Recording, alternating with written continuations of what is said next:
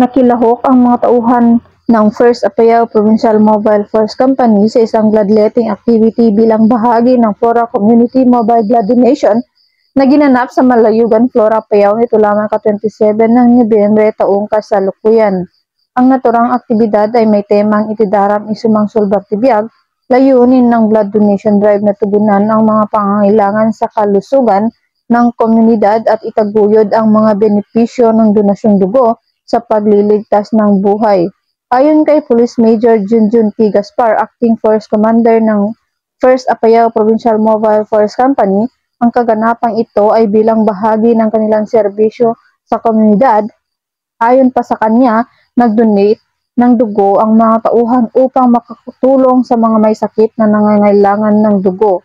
Ang inisyatibong ito ay nagpapakita ng dedikasyon ang Apayao Provincial Mobile Force Company sa pagsuporta sa mga mahalagang serbisyong pangkalusugan. Ipinapakita rin ng PNP ang kanilang dedikasyon hindi lamang sa pagpapanatili ng kaapayapaan at kaayusan kundi pati na rin sa pagpapabuti ng kalusugan at kapakanan ng lokal na komunidad. Mula dito sa Apayao, ako ang inyong PNN correspondent, Patrol Woman Mayra Beran, alagad ng batas, tagataguyod ng Balitang Pulis.